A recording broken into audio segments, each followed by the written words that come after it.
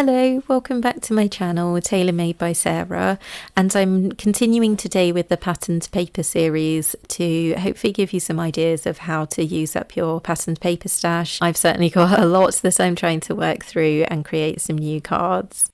If you saw my last video, you'll have seen that I already picked out some of these papers from the two basic grey pads here, the Knee Highs collection and the RSVP collection. And I'm also going to be using the Sizzix Tim Holtz Wildflower dies. And then we've got two different card themes we're going for today. So one on black cardstock and one on cream.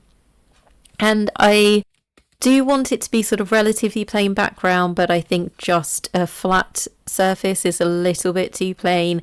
So I'm going to run both of the backgrounds through the same embossing folder, which is this classic Hessian embossing folder from Crafter's Companion. It's a 5x7 embossing folder, so just cutting it down to size. I do always just do a light spritz of water just to make sure it gives a nice deep emboss and minimising the ripping. This particular cardstock is quite a thin cardstock anyway, so I don't think it would have been a problem, but I just do it as force of habit. And I do have an electric die cutting machine. It's the Pro Cut from Kit and Caboodle, which I really like. You'll see that it's given a nice deep emboss and just a little bit more texture to that background to really bring the card to life. So now I've got them both just laying out very roughly. This isn't the arrangement I'm going to be using, but just sort of eyeing up what the card's going to look like. And I still felt it was a little bit too plain and maybe needed a little bit more in the background. I'm going to use two different approaches to the cards as to what I do to sort of bring that to life. With the cream card, I do want it quite muted, so I'm using some salvage patina and just running a brayer over it. I'm not looking for a smooth effect at all, so it is deliberately a bit blotchy and darker in some areas than others. And then I'll be using the 5x7 card blanks from Hobbycraft for both of the cards. And for the black one, I just want to make it as vivid and vibrant a card as possible. So I'm just creating a nice rainbow matting layer, and this is just framing that black card. It's not perfect ink blending at all, and it doesn't really need to be because only a very little amount of it's going to show. But just going kind of back and forth between the previous colour and the one that I'm using, just to try and make sure there's not too many harsh lines between it and there is a little bit of blending going on there.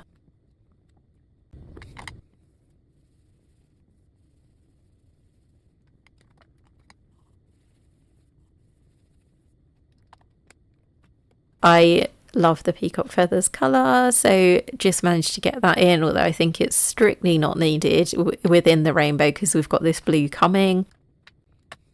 And then with the purple, I think I went a little bit too dark on this one. It did give a sort of a big splodge and it looked a bit like a bruise. So I did go back and forth a little bit and then brought all the red back in just to try and smooth it over a little bit. Wasn't hugely happy with it, but it was fine. It didn't cause any problems in the long run. I'm then putting a sentiment strip across for both of the cards. I didn't have any yellow, or not a yellow that I was happy with, a nice mustard yellow card. So I have created my own, just inking up and blending the background with this lovely distressed ink. I bought it secondhand and I think it had just been re-inked because it's very, very juicy. Some of it did sit on the surface a little bit. I just needed to brush it in and leave it a moment or two just to sink in. And then because I'm going to be doing some embossing using embossing powder, I did let it dry for a bit off camera just to make sure that the embossing powder wasn't going to stick. And then I've got this gorgeous set from Waffle Flower, the set Sweet Lattice Sentiment 2. And it's such a versatile set. I really love it. Use it all the time. Just love the font, and there's lots of different sentiments for every occasion. It does come with dies as well, but I won't need them for this particular technique.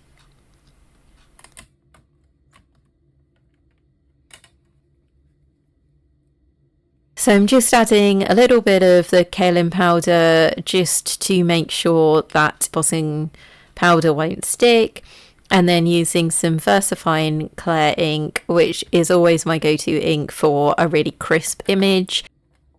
For a lot of sentiments, I do tend to use the VersaFine Clair range. It does stay on the surface for a little while, so if you do want to follow it up with some embossing powder, that's totally fine to use, which is what I'm doing in this case. I do have black embossing powder, but I don't use it that often. It's not the most forgiving. The fine dust does tend to sit a little bit in places, so I tend to just use a clear heat embossing powder, and this is Ranger Superfine Clear Powder.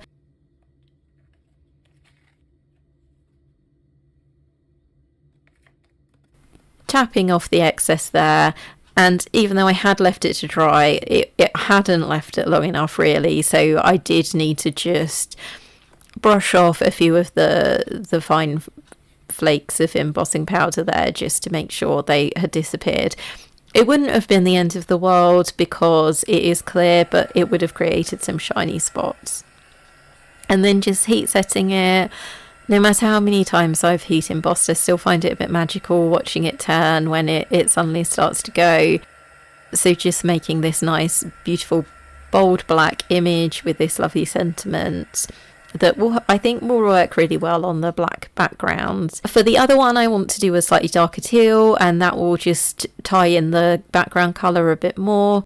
I really wasn't sure what sentiment I was going to go for, so that's why the waffle flower one's out as well. But I ended up going with this Lou Collins from her Textures range stamp, Sending Love Your Way, just because I think it will make a nice versatile card. It is a bit more muted, that one, and I feel it could be a sympathy card, or if a friend's kind of going through a difficult time, it would be an ideal card for that.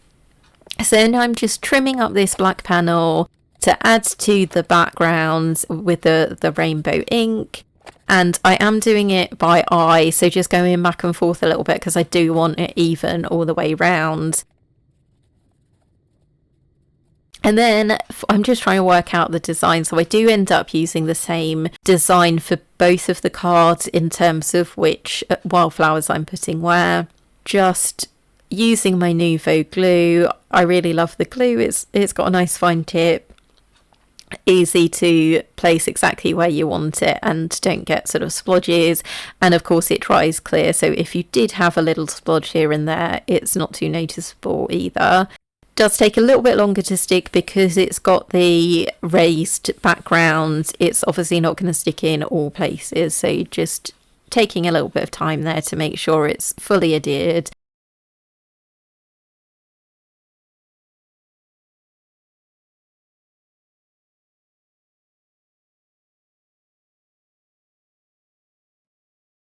And then as you can see, it is going to come out at the bottom there, so just sort of trimming it up, the sort of stems of the flowers, trimming them up just so that they're not poking out the way there. And then I'm just going to add that sentiment strip, putting lots and lots of glue on just to make sure there's some good contact there, eyeing it up, and then once I've straightened it all up, I'll just trim off the excess from the back of the card just to make sure it's nice and straight, because you can then just run your scissors across that line without any difficulty. There's that card. I think that one looks really pretty.